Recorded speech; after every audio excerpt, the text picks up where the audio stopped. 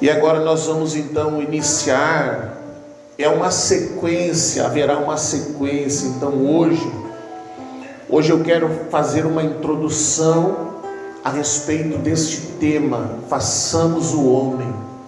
Façamos o homem. E nós queremos iniciar hoje fazendo uma introdução para você entender por que Deus usou aqueles 3 elementos para formar o homem. Porque Deus pegou o pó da terra, a água e o ar para Ele formar o homem. O que isso significa? Qual era a finalidade? Então hoje nós vamos começar a entender essa palavra, e eu espero que até o final você possa entender o que nós vamos estar mergulhando, talvez mais uns 2 ou 3 domingos. Então vamos abrir a palavra Gênesis 1:26, 1:26 até o verso 28, 1:26 até o verso 28, e depois vamos mergulhar gradativamente nesse assunto. Também disse Deus: façamos o homem a nossa imagem, conforme a nossa semelhança.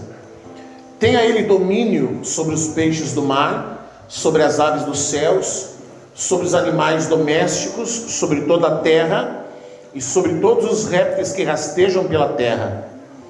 Criou Deus, pois, o homem à sua imagem, a imagem de Deus o criou, homem e mulher os criou. E Deus os abençoou, e lhes disse: sede fecundos, multiplicai-vos, enchei a terra e sujeitai-a, dominai sobre os peixes do mar, sobre as aves dos céus e sobre todo animal que rasteja pela terra. Amém? Deixe marcado aí, querido. Nós vamos ler alguns outros textos. Nós vamos hoje transitar entre Gênesis 1:1, a primeira parte de Gênesis 1:1, e depois vamos saltar para 1:26. Não vai ter tempo da gente ver todos os dias tudo que o Senhor criou e por que Ele criou e se Ele criou, mas nós vamos entender que quando fala da criação, nós já vimos alguns dias atrás, eu acho que talvez um mês, nós já vimos o propósito eterno de Deus quando Ele criou o homem, quando Ele formou o homem, quando Ele fez o homem. Qual era o propósito de Deus? O propósito do Senhor era em prover para si uma família. É prover para si uma família onde os seus filhos todos seriam semelhantes a Cristo. Todos os filhos semelhantes a Cristo. O pessoal conhece o BBB, né? O Big Brother Brasil. Então, dentro da Trindade, com relação a Deus o Pai, Ele é o nosso Pai.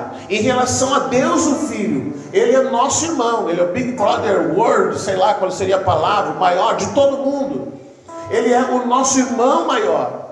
É isso que a palavra de Deus diz. A palavra diz que Jesus era o Filho unigênito, mas aí Ele se torna o filho primogênito, o primeiro de muitos irmãos. Então quando Deus, lá em Gênesis 1:26, quando Ele formou esse homem, a sua ideia era prover para si uma grande família de filhos semelhantes a Cristo.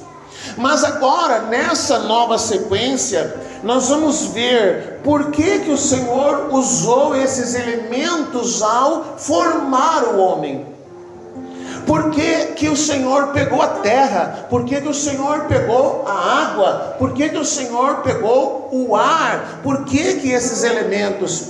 Muitas vezes nós lemos algumas coisas na palavra de Deus e a gente é tentado a pensar que algumas coisas estão ali porque estão ali. E a gente precisa entender que tudo que está ali na palavra, e há um entendimento, há uma profundidade por trás, às vezes, de muitas coisas, até mesmo na genealogia, quando a palavra de Deus ela fala da genealogia de um, da genealogia de outro, por trás de tudo isso, há sempre um entendimento, há um ensinamento, há algo que o Senhor quer nos ensinar.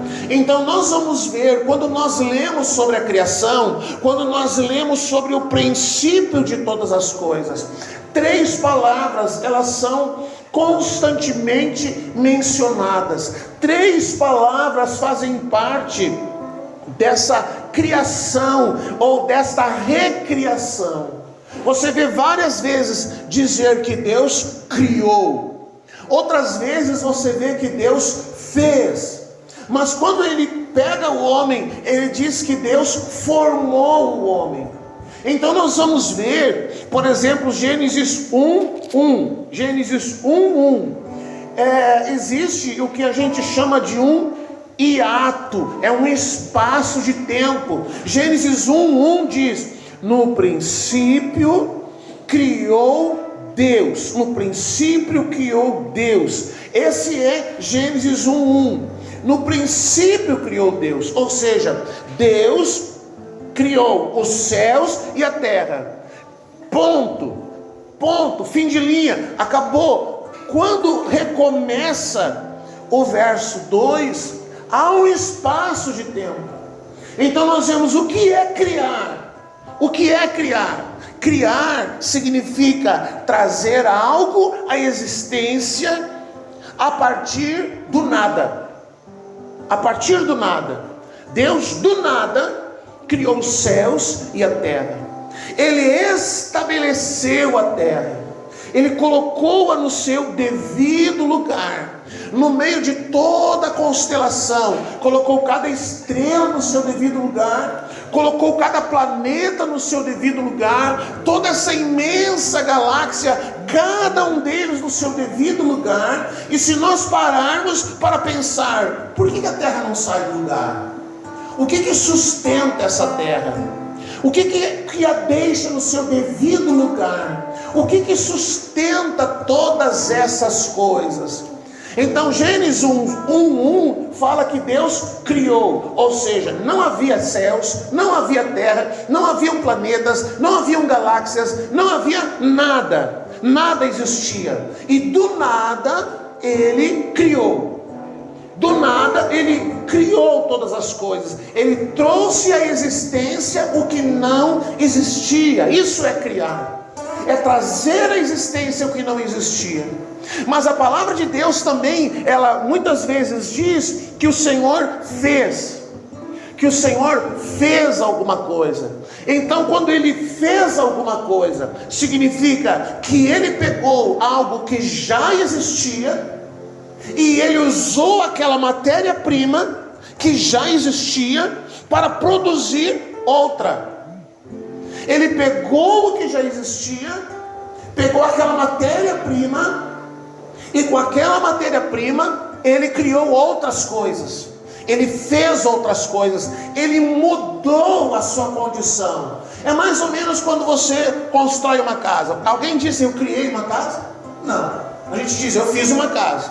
Por que você fez uma casa? Você pegou o tijolo, você pegou o cimento, você pegou a areia, você pegou todas essas matérias, e você deixou de ser um monte de tijolo, um monte de cimento, um monte de areia, para se tornar uma casa. Você, de uma matéria-prima, você produziu outra coisa. Você fez. Você não criou uma casa. Você não criou o tijolo. O tijolo já existia. O cimento já existia, a areia já existia, a água já existia, o ferro já existia. Você tomou esses produtos que estavam ali espalhados no seu terreno, usou-os como uma matéria-prima, e juntando e unindo essas coisas, você fez com que se produzisse uma casa, com as suas habilidades, né? Um dia a gente passava aqui nesse terreno, havia um monte de madeira tirado, um monte de costaneiras, um monte de tesouras, um monte de coisas. Então nós fomos fazendo, nós fomos tomando aquela matéria-prima e produzindo algo, e saiu o que nós estamos hoje aqui abrigados, o resultado daquilo que nós fizemos. Mas aí quando a palavra de Deus fala do homem, ela diz que Deus formou o homem.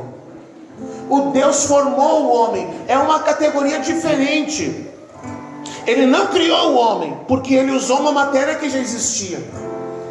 Ele já usou matérias que existiam, mas agora ele forma o homem com as suas mãos, e ele torna aquela matéria, aquele boneco, aquele ser sem vida, ele transforma, ele forma em um corpo físico.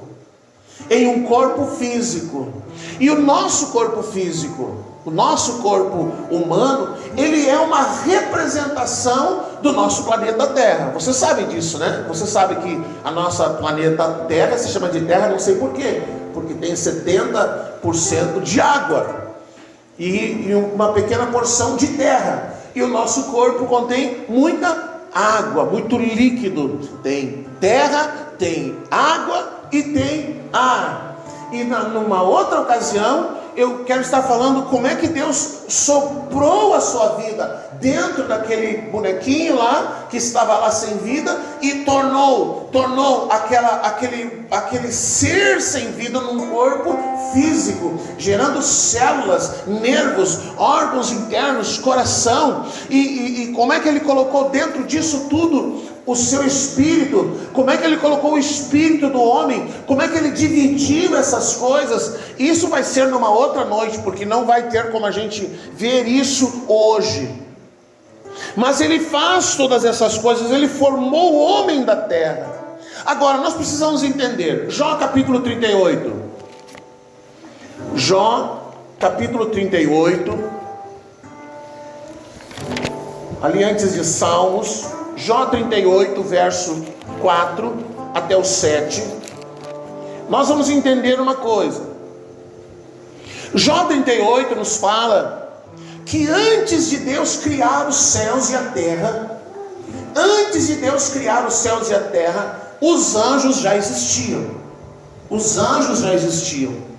Jó 38, 4 até o 7, diz assim: quando Jó, ele questiona Deus, quando Jó, ele se julga capaz de questionar a Deus o fato de estar sofrendo, e quando ele invoca para Deus a sua justiça própria, quando ele começa a dizer para Deus: mas eu alimentava muitos pobres, eu empregava muitos chefes de família, eu ajudava muitas pessoas, eu julgava as questões dessa comunidade, eu fazia isso, eu fazia aquilo, eu fazia aquele outro. E porque ele fazia essas coisas, Jó pensou ser injusto ele sofrer. E quando ele começa a questionar a Deus, quando ele começa a duvidar do juízo de Deus, quando ele começa a duvidar da justiça de Deus, Deus pressiona Jó, Deus coloca Jó contra a parede e diz: então você acha que você é melhor do que eu, e que você pode querer discutir comigo, e pode querer questionar a mim que sou o Criador? Então Deus fala várias coisas, e uma das coisas que Deus fala está aqui,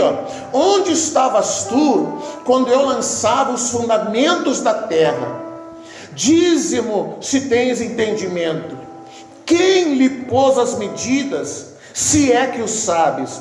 Quem estendeu sobre elas o cordel? Sobre que estão fundadas as suas bases? Ou que lhe assentou a pedra angular? Quando as estrelas das alvas juntas alegremente cantavam e rejubilavam todos os filhos de Deus? Esses estrelas da alva e esses filhos de Deus que o Senhor cita para Jó, não são homens, não são seres humanos, não são pessoas. Ele está se referindo a anjos. Deus está dizendo: Jó, quando eu criei todas as coisas, quando eu criei os céus e a terra, eu fiz algo tão extraordinário, eu criei algo tão tremendo, eu criei algo tão maravilhoso, que quando eu terminei de fazer isso, os anjos, eles cantaram, os anjos fizeram: oh, como pode, que tremendo, que maravilhoso, que extraordinário.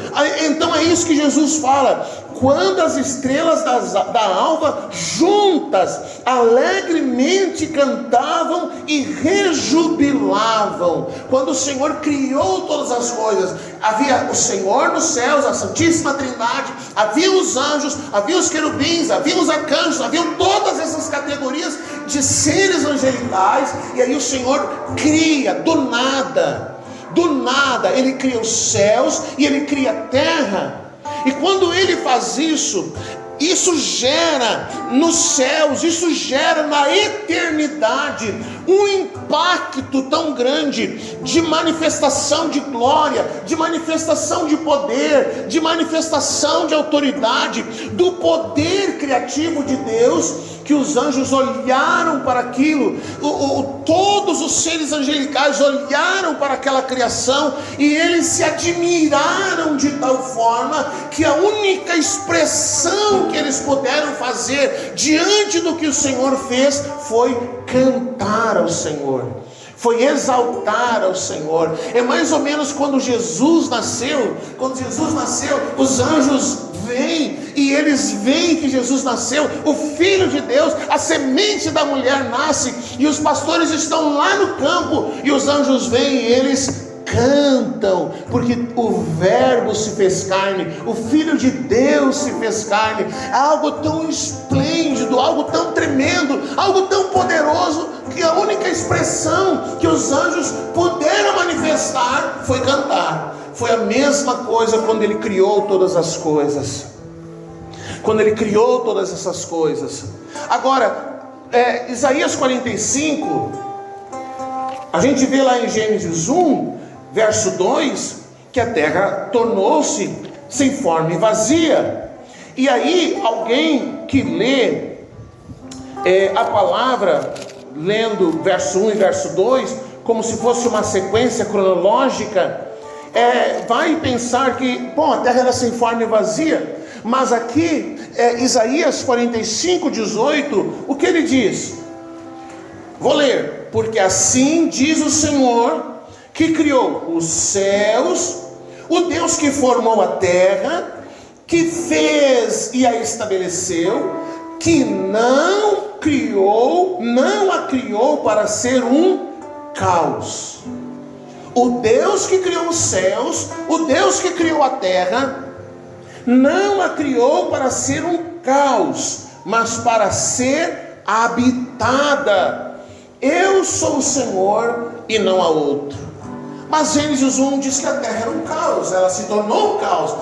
Algo aconteceu que a terra se tornou um caos, ela se tornou sem forma e vazia. E o caos é isso: não há forma, não há ordem, não há organização, tudo está bagunçado. Mas aqui Isaías diz: o Deus que criou os céus e a terra, Ele criou para ser habitado. Ele não criou a terra para ser um caos.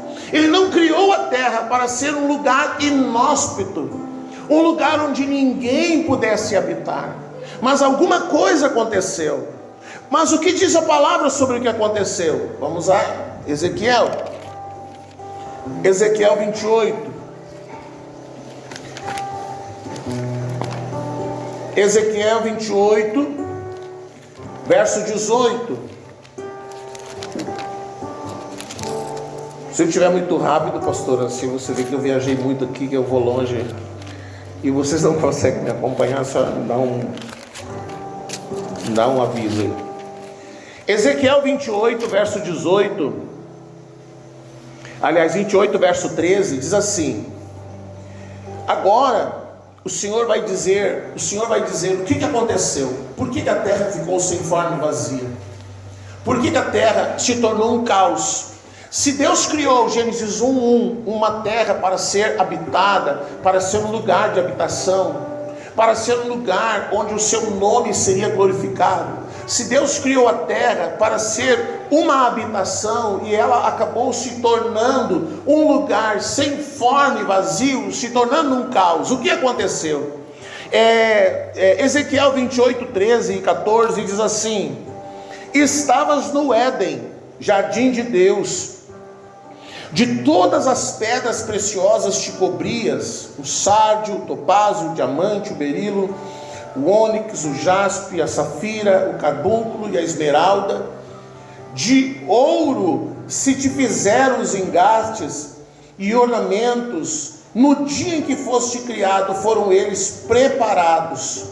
Tu eras querubim da guarda, ungido, e te estabeleci. Permanecias no monte santo de Deus, no brilho das pedras andavas. Ezequiel está falando agora de um ser que foi criado pelo Senhor. Ele está falando de Lúcifer, que depois a gente chama de Satanás. Esse anjo, ele era um ser que era chamado o sinete da perfeição de Deus. Havia nos céus anjos de várias categorias, de várias posições, de várias autoridades, e ele era um querubim. O querubim era um anjo responsável pela adoração. O querubim, lembra que na arca, quando se faz a arca da presença, que sobre a arca da presença existem dois anjos com as suas asas voltadas para o centro, para o local de onde Deus falava. Esses anjos que estão ajoelhados, inclinados, com o seu rosto voltado para a terra e as asas estendidas, são querubins, anjos de adoração. Então, esse Lúcifer era um anjo de adoração, ele era responsável por toda a adoração, ele entrava na sala do trono de Deus e ele adorava ao Senhor.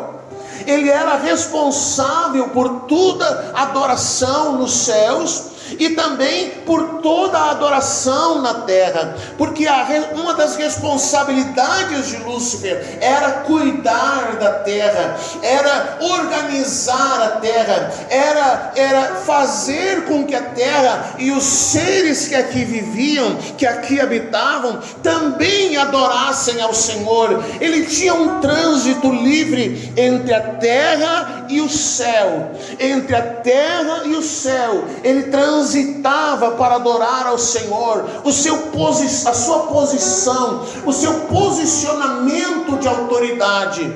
Ele era chamado de um príncipe, de um rei. E veja que mesmo após a sua queda, mesmo ele tendo sido condenado por Deus depois, e a gente precisa entender, por exemplo, que Deus condenou Satanás ao inferno, que Deus condenou os seus anjos ao inferno, mas essa ordem ainda não foi cumprida. É mais ou menos como a gente vê no nosso país: fulano foi condenado, mas ele está solto ainda, ele vai responder em liberdade, a condenação ainda não foi executada. Então lá no princípio, na sequência desse Ezequiel 28, Deus condenou Lúcifer, e nós vamos ver por que Deus o condenou ao inferno, condenou-o a ficar eternamente separado de Deus, mas essa condenação ainda não foi aplicada a ele. E uma das coisas interessantes da criação do homem, quando Deus forma o homem e quando Deus forma a igreja, o corpo de Cristo, que quem vai pôr em eficácia, quem vai definitivamente decidir o destino dos anjos, você sabe quem é? Quem vai julgar os anjos? A igreja. A igreja vai julgar esses anjos. Ela que vai julgar. Os homens é que vão julgar. Agora, voltando a Lúcifer, porque eu não quero dar muito bananar a cabeça de vocês. Então esse anjo, ele era um ser de autoridade. e ele foi criado por Deus. Ele era o sinete da perfeição, o brilho de Deus estava sobre ele, a glória de Deus estava sobre ele. Ele sabia como chegar diante do Senhor, ele sabia como se apresentar diante de Deus, ele sabia como venerar e adorar ao Senhor. Esse anjo que vivia no Éden, e que a gente leu ali que ele estava no Éden, mas esse Éden não é o Éden de Adão, é um Éden que havia antes, porque a gente precisa entender que Gênesis 1:1 fala de uma situação em que Deus criou os céus e a terra. Depois João 1:1 se refere a um tempo na eternidade, onde o verbo era Deus, o verbo estava com Deus, o verbo estava presente em todas as coisas. Nós precisamos entender que a partir de Gênesis 1:2, Deus não criou todas as coisas, Ele recriou aquilo que já existia, Ele trouxe de volta aquilo que já existia. A terra estava lá embaixo de toda aquela água, diz que as águas pairavam sobre o abismo. Então sobre essas águas, debaixo dessas águas, estava a terra, porque Deus diz: suja a terra. E aí a palavra diz que a terra, ela brotou do meio das águas, ela saltou de dentro das águas, e elas vieram, mostraram-se, mas já estava lá. Quando Deus disse haja luz, Ele não criou a luz já estava lá. Ele apenas disse: apareça a luz. Onde você está? A luz estava por fora, escondida no meio daquelas trevas. Então Deus diz: haja luz. Deus, a palavra não diz Deus criou a luz, diz isso? Não, ela diz depois que Ele criou o sol, depois diz que Ele criou a lua. E aí tem os seus significados também. E quando a luz existiu, Ele disse: haja luz, venha para fora a luz, venha, apareça. Então a luz surge, a terra surge, porque já estava lá, já estava tudo lá, tudo escondido. E Ele apenas deu ordens para que viessem, deu ordens para que surgissem, deu ordem porque elas se apresentassem diante dEle. Esse ser, esse Lúcifer, esse ser de adoração, esse que se inclinava sobre a arca de adoração, esse que era considerado um rei, que Jesus, ele diz para ele: eis aí quem? O príncipe deste mundo. Jesus fala. Você lembra que quando Satanás ele vai tentar Jesus, e ele mostra para Jesus as glórias deste mundo, e ele diz: eu posso te dar todas essas coisas se você me adorar. E o que Jesus diz para ele? Somente ao Senhor teu Deus adorarás. Então, pare um pouquinho. Satanás mentiu? Não mentiu quando ele ofereceu as glórias do mundo para Jesus. Se ele tivesse oferecido algo que ele não tinha, Jesus teria dito: deixa de ser mentiroso, para de falar, e teria repreendido ele. Mas Jesus disse assim: somente ao Senhor teu Deus adorarás. Jesus não disse que ele estava mentindo. Jesus não disse que ele estava oferecendo algo que ele não tinha para oferecer. Ele ofereceu para Jesus as glórias do mundo, porque a sua responsabilidade era na terra, cuidar da terra, manter a terra e dominar essas coisas da terra. E junto com isso, ele era o segundo, terceiro, quarto de autoridade nos céus, e todas as coisas estavam sob o seu domínio. Ele era aquele que dominava essas coisas. Mas aí a palavra de Deus diz, no mesmo Ezequiel 28:18, diz o que aconteceu. Ezequiel 28:18 diz: pela multidão das tuas iniquidades, pela injustiça do teu comércio, profanaste os teus santuários. Profanaste os teus santuários. Eu, pois, fiz sair do meio de ti um fogo que te consumiu, e te reduzi a cinzas sobre a terra, aos olhos de todos os que te contemplam. Então, quando ele diz: eu vou subir, eu vou ocupar o lugar de Deus, eu vou me sentar naquele trono, eu vou ocupar aquele lugar, e ele começa a profanar, a contaminar o ambiente dos céus e o ambiente da terra. Ele começa a estabelecer um padrão de rebelião. e ele começa a dizer: eu sei como ocupar o lugar de Deus, eu sei como eu faço para ir até lá e tirar Deus do seu trono e ser igual a Deus. Eu vou ser Deus. E quando ele toma essa posição, e definitivamente, depois de organizar uma rebelião, depois dele profanar o ambiente de santidade dos céus e da terra, e ele decide: é hoje que eu vou lá. Aí o Senhor então traz juízo sobre ele, juízo sobre os céus e juízo sobre a terra. Então Deus o expulsa dos céus, Deus o expulsa do seu ambiente no terceiro céu, do ambiente de morada onde Deus governa. Ele expulsa Satanás, expulsa os anjos caídos e ele os lança sobre a terra. Aqui Deus estabelece o seu juízo. Deus agora, ele, por conta da rebelião que profanou aquele ambiente, Deus trouxe juízo sobre a terra e Deus trouxe juízo sobre os céus. O que diz Jeremias 4:23? Vamos lá. Jeremias 4:23.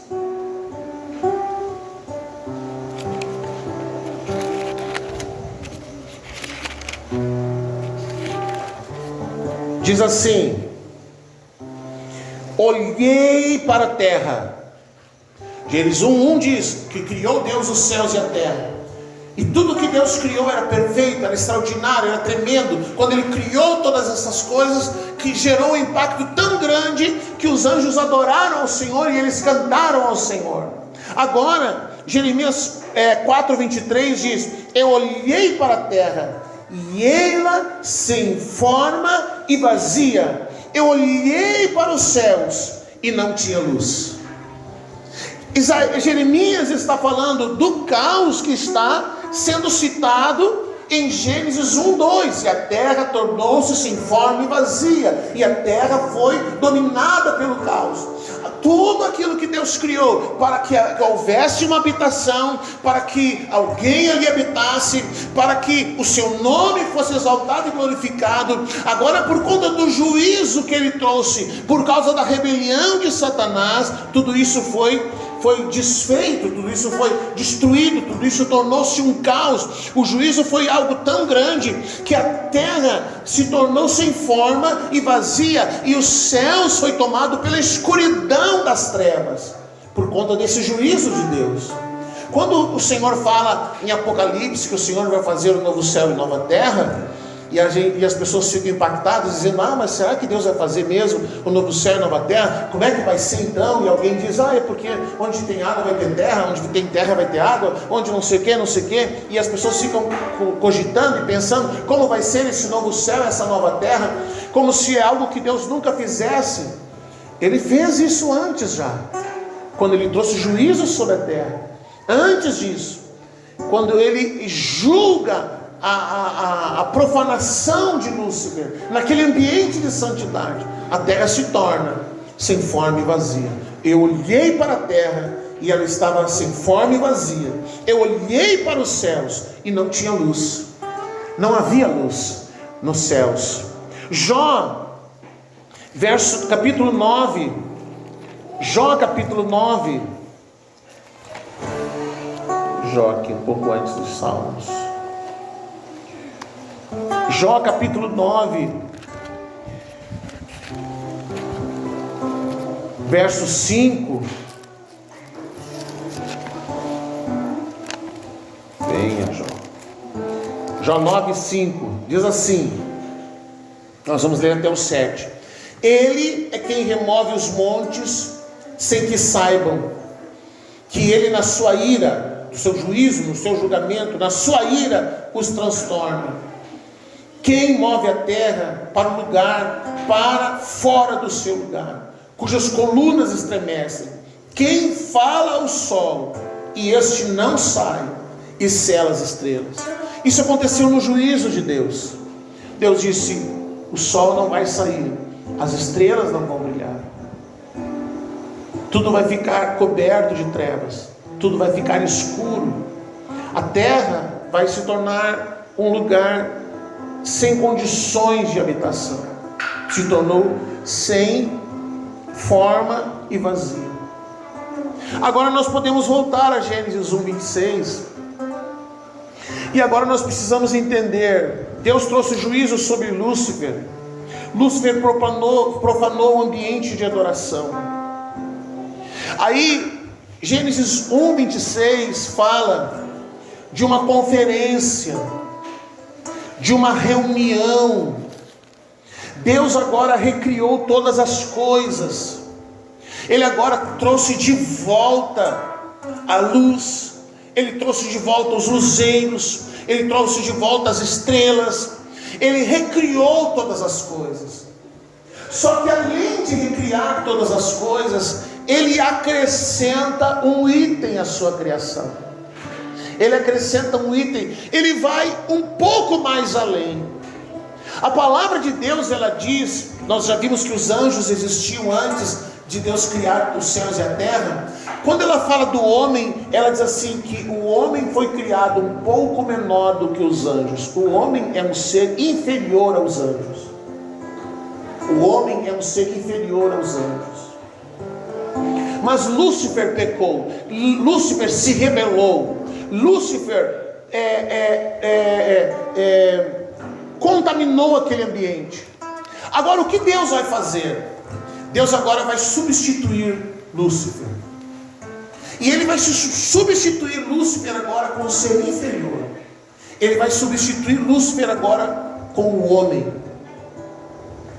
Como Lúcifer dominava o céu e a terra e as águas, quando Deus traz juízo sobre os anjos, quando Deus traz juízo sobre Lúcifer, a palavra diz que alguns desses anjos foram presos. Um desses anjos maiores, dominadores, poderosos, um desses príncipes foi aprisionado aonde?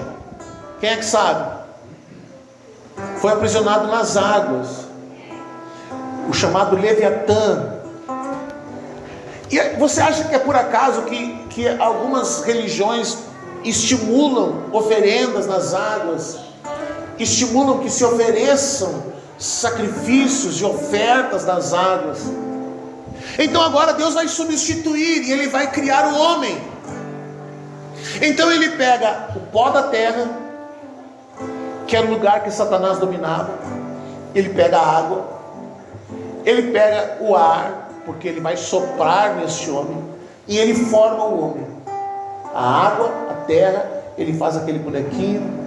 E agora, além de formar ou de fazer, como a gente viu no começo, que é você pegar uma matéria e criar uma outra coisa com aquela matéria, produzir outra coisa com aquela matéria, ele fez mais do que isso. A gente consegue fazer uma casa, mas a gente não consegue fazer que a casa se mova, que ela caminhe, que ela tenha vida, né? Que a casa tenha vida. A gente consegue fazer um móvel, mas a mesa não diz assim: eu estou ruim nesse ângulo aqui, eu vou lá para aquele outro canto da sala. Essas coisas não têm vida. A gente consegue fazer essas coisas, mas Deus conseguiu. Ele fez e soprou vida. Ele formou o homem. Então, quando ele formou o homem com esses três elementos, a terra, a água e o ar, ele imediatamente diz o que o homem tem que fazer. Qual é a posição deste homem nessa nova criação? Então ele diz, Gênesis 1:26, façamos o homem a nossa imagem, conforme a nossa semelhança. A Trindade senta-se para depois, no sexto dia, quando o Senhor está recriando, refazendo, trazendo a existência, fazendo com que venha de volta as coisas, quando Ele começa a recolocar tudo no lugar, quando Ele faz todas essas coisas, agora Ele se senta, a Trindade se senta, e aqui fica muito claro como as coisas funcionam no reino de Deus. Não é eu faço, não é eu quero, não é só eu. Ele disse façamos. Existe um coletivo no reino dos céus. Não se trabalha em prol de um nome, de uma pessoa, de um ser humano. Não se levanta um império dentro do reino dos céus. No reino de Deus, as coisas são para o coletivo. Então eles se sentam, Deus Pai, Deus Filho, Deus Espírito Santo, e eles começam a dialogar e eles dizem: façamos o homem. Nós vamos fazer o homem. Nós vamos formar o homem. E aí logo em seguida ele já diz: o que esse homem tem que fazer? Tenha ele domínio. Aqui está. Tenha ele domínio. Tenha ele domínio sobre os peixes do mar, sobre as aves dos céus, sobre os animais domésticos, sobre toda a terra e sobre os répteis que rastejam pela terra. Criou Deus, então agora ele formou o homem. Criou Deus, pois o homem à sua imagem, a imagem de Deus o criou, homem e mulher os criou, os abençoou e lhes disse: sede fecundos, multiplicai-vos, enchei a terra e sujeitai-a. E de novo ele fala o que esse homem tem que fazer. De novo ele diz: dominai sobre os peixes do mar, sobre as aves dos céus e sobre todo animal que rasteja sobre a terra. Deus criou o homem para ser a sua família, mas agora este homem precisa dominar. Deus não vai tirar as coisas das mãos de Satanás. Quem tem que fazer isso é o homem. Deus disse: você tem que dominar. Domine sobre os céus, domine sobre a terra, domine sobre as águas. E aqui está um grande problema da igreja. Quando acontece algum problema, quando acontece alguma dificuldade, as pessoas dizem: nós precisamos expulsar o demônio, vamos fazer um culto de libertação. Querido, preste atenção. Quando Jesus, homem, foi para o deserto e Lúcifer veio para desafiar Jesus, para atacar Jesus, Jesus não pegou e disse assim: eu vou fazer um culto de libertação agora, e agora eu vou mandar ver aqui. Não, Jesus não fez isso. Jesus, desde quando ele estava no deserto e ele saiu para realizar o seu ministério, para praticar, para tornar em existência o reino de Deus, para estabelecer o reino de Deus, Jesus nunca disse: faça um culto de libertação. Mas a igreja diz que tem que ter. Mas todas as vezes em que ele se deparou com esses seres espirituais, com esses demônios, com essas entidades, ou com o próprio Lúcifer, como que Jesus venceu? Com a palavra, com a adoração. Então o que nós temos que fazer quando lá na nossa casa você percebe que alguma coisa está errado, alguma coisa está fora de controle, você tem o discernimento e entende que o inimigo está atacando você, que o inimigo está atacando a sua casa, que o inimigo está atacando a sua família, o que você tem que fazer? Às vezes as pessoas dizem: eu vou chamar o pastor vai vir aqui orar, o pastor vai vir fazer aqui um culto e tudo vai se resolver. Não, o que você tem que fazer? Você tem que levantar um altar de adoração ao Senhor, você tem que obedecer a palavra. O pastor acabou de pregar aqui antes, quando Saul, ele fez as coisas erradas, e ele disse: não, mas é que eu quero sacrificar. Deus disse para Saul: melhor obedecer do que sacrificar. Melhor é obedecer. Obedecer é o ponto-chave. Obedecer a palavra, porque a rebelião é da natureza de Satanás. Toda vez que existe rebelião, é Satanás mostrando que ele está dominando este homem. Toda vez que existe uma revolta, toda vez que a glória de Deus é profanada, é Satanás quem está mostrando que é ele quem está governando. Se o ambiente que você está, existe um domínio de principados e potestades, levante um altar de adoração. Quando o Senhor levantou Elias, o povo estava envolvido com a idolatria, o povo estava perdido na adoração a Baal e a Asterote, o povo estava rendido, sacrificando os seus próprios filhos. Então Deus chama Elias para promover um avivamento. Elias não disse para o povo: vamos fazer uma conferência de libertação, não, Elias chama o povo. E o que Elias faz? Elias levanta um altar ao Senhor. Elias levanta um altar de adoração. Ele oferece para Deus um sacrifício maior. Ele oferece para Deus um sacrifício agradável a Ele. E é por isso que a palavra de Deus diz que nós temos que oferecer ao Senhor um sacrifício vivo, um sacrifício superior. Então, se o ambiente que nós estamos é um ambiente que está dominado por forças espirituais do mal, se você percebe que o ambiente está pesado, está difícil, levante um altar de adoração e domine as regiões celestiais. Governe as regiões celestiais. Levante um altar de adoração e domine aquela terra. É isso que você tem que fazer. É isso que nós temos que fazer. Quantas vezes nós vimos isso? Nós chegamos ali no clube, aquele ambiente onde as pessoas se matavam, onde as pessoas se atacavam, onde as gangues se reuniam. E aí nós entramos naquele ambiente de trevas, um ambiente de morte, um ambiente de violência, um ambiente de prostituição, um ambiente de drogadição, um ambiente que não era um lugar onde aos nossos olhos nós devíamos estar. Mas nós chegávamos ali e o que nós fazíamos? Um culto de libertação? Não, a gente pegava o violão e começava a cantar para o Senhor, e começava a levantar um altar de adoração.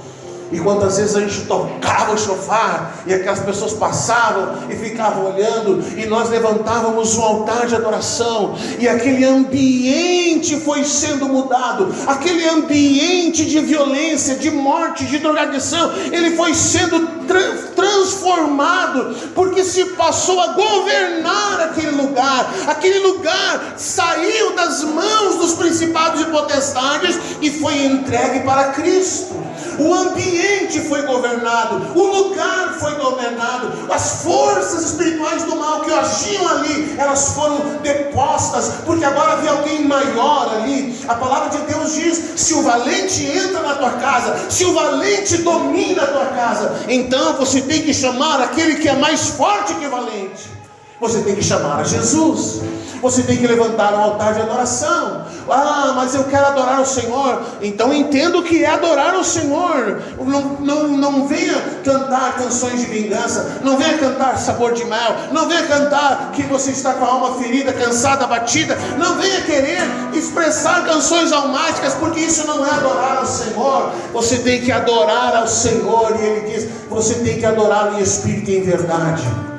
Então cante canções que realmente adoram o Senhor, cante canções que realmente o exaltam, cante canções que realmente Cristo é o centro, cante canções cristocêntricas, e adore ao Senhor, e exalte ao Senhor, e glorifique ao Senhor, porque quando Ele fez o homem, e Ele quis que esse homem ocupasse o lugar que era de Satanás, Ele disse para o homem: você vai dominar sobre a terra, você é inferior aos anjos, você é mais fraco que os anjos, você não tem condições como os anjos tinham, mas eu estou dentro de vocês.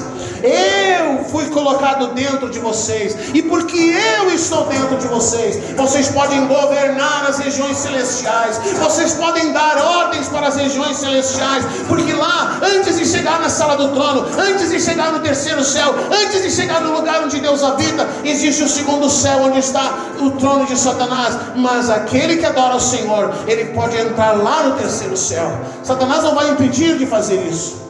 Ele não pediu de João chegar até lá, ele não pediu de Paulo chegar até lá, ele não impede o adorador de chegar até lá. Então o Senhor diz: você, homem, vai governar, você vai governar, você vai dominar. Você vai dominar sobre os céus, você vai dominar sobre a terra, você vai dominar sobre as águas. Jesus sai e ele vai atravessar o mar da Galileia. De repente as águas se levantam, de repente o vento se levanta, as potestades do ar se envolvem, provocando aquela tempestade. Os espíritos dominadores provocam a agitação das águas. O que Jesus faz? Jesus dá uma ordem. Jesus não diz: por favor, vento, pare. Por favor, água, se acalme. Jesus diz: vento, pare. Águas, calmem-se. E houve bonança. Dominar. O problema da igreja é que ela não conhece a sua identidade. Ela não sabe que ela pode dominar. Ela não sabe que há sobre si autoridade. Deus disse para ele: domine, 2 vezes Deus disse para o homem: dominai, domine sobre todas as coisas. Então Deus te chama, querido, para que você possa dominar, para que você possa ser nessa terra. Por que vai dominar sobre os céus? Por que vai dominar sobre os ares? Porque o elemento céu está dentro de você. Quando Deus criou o homem, quando Deus formou o homem, Ele soprou dele mesmo para o homem. Então Ele colocou dentro deste homem o elemento céu. Então o homem pode dominar o céu. Então Ele pegou a terra e Ele diz para o homem: você vai dominar a terra, porque Ele colocou no homem o elemento terra. E a palavra diz, quando Ele olha para o homem, Ele diz: lembra-te, homem, que tu és pó, e ao pó você vai tornar. O meu irmão faleceu, ele foi queimado, e a minha cunhada recebeu uma urna pequena com um punhado de cinzas. Um homem grandalhão, maior do que eu, forte, virou um punhado de cinzas, pó, virou pó. Então Deus colocou no homem a terra e disse para o homem: domine sobre a terra. E Deus colocou a água. Deus diz: existe lá um Leviatã, ele governa as regiões das águas. Muitas entidades exigem sacrifício para ser depositado nas águas, mas você pode governar este lugar. Então quando Jesus está no mar da Galileia e as águas se agitam, o que Ele faz? Ele dá uma ordem. Mas o Jesus que deu ordem é o Jesus homem. É o Jesus homem. Por isso que então o homem tem esses 3 elementos: o céu, ele tem a terra e ele tem a água. E ele pode governar sobre esses elementos. Como é que ele vai governar? Como é que ele vai dominar? Adorando ao Senhor. O ser que é inferior, o ser que é menor do que os anjos, um ser que é tão frágil como é o ser humano, tão frágil como é o ser humano. Irmão, se você parar para pensar a habilidade de um anjo, que consegue se mover no tempo numa velocidade extraordinária, um ser que consegue se mover na terra numa velocidade que nós não conseguimos imaginar. E Deus pega e faz o homem um ser tão frágil, tão fraco. Mas esse ser, Deus estabelece que se o homem obedecer, se o homem se sujeitar a Deus, é isso que diz a palavra: sujeitai-vos a Deus, resisti ao diabo, sujeitai-vos a Deus. E embora a gente tenha consciência, queridos, que somos fracos, somos frágeis, mas jamais nós podemos nos justificar dizendo: eu sou humano, então eu traí a minha esposa, eu sou humano, então eu fiz isso, eu sou humano, então aconteceu isso. Você é humano, mas você por si só realmente é um nada. Mas quando Deus está dentro de você, quando Cristo está dentro de você, quando Cristo está dentro de você, aí, meu querido, não existe um meio de eu me justificar dizendo eu não consigo. Porque Paulo mesmo diz: eu sou fraco, mas quando Cristo está em mim, eu posso todas as coisas, eu posso suportar, eu posso ser obediente, eu posso viver a palavra, eu posso orar, eu posso dizer não, eu posso dominar a minha terra, minha carne, eu posso dominar os céus, eu posso levantar um altar ao Senhor e mudar o ambiente do lugar onde eu estou. Porque quando eu adoro ao Senhor, eu estou entregando a Ele o governo. Então o seu lar não precisa ser um inferno, o seu trabalho não precisa ser um lugar terrível, sufocante. No lugar onde você está, não é você que tem que ai meu Deus, esse lugar é tão perturbado, eu não posso ficar aqui, até baixou minha pressão, meu Deus, tem que ir para outro lugar, preciso ir para um ambiente melhor.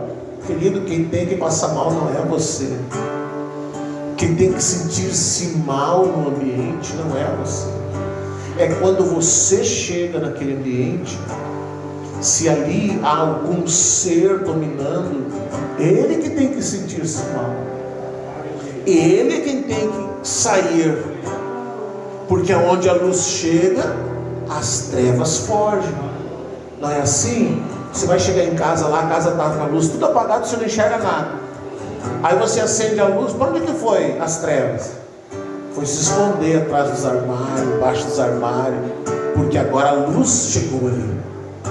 É assim que tem que ser quando você chega no lugar. Você tem que chegar para dominar o ambiente. Um ambiente dominado por alguém que está cheio do Espírito de Deus, por alguém que está cheio do Espírito Santo, por alguém que se rende ao Senhor, por alguém que manifesta o reino de Deus. É por isso então que o Senhor nos fez, para que nós substituíssemos, que nós ocupássemos o lugar que um dia foi de Lúcifer. Por isso, querido, a adoração é algo tão tremendo. A adoração é algo que toca o céu. E é por isso que Lúcifer luta tanto contra o homem, tanto contra o homem, tanto contra a criação de Deus, porque esse homem foi criado para ocupar o lugar que era dele. Você foi criado para ocupar o lugar que era dele, então ele quer destruir você, porque ele não pode destruir a Deus. Ele tentou e não conseguiu, então ele tenta destruir você. Ele tenta destruir a tua vida, ele tenta destruir a tua família, ele tenta desestabilizar você. Mas quem está em Cristo está seguro. Quem está em Cristo está sentado nas regiões celestiais. Quem está em Cristo, o diabo não toca. Quem está em Cristo, a palavra diz, está seguro nas suas mãos. E Jesus diz: aquele que o Pai me deu, ninguém vai tirar da minha mão. O Pai me deu e é meu, ninguém vai tirar da minha mão. Mas às vezes as pessoas temem mais o diabo do que temem ao Senhor. Vamos nos colocar em pé e vamos orar.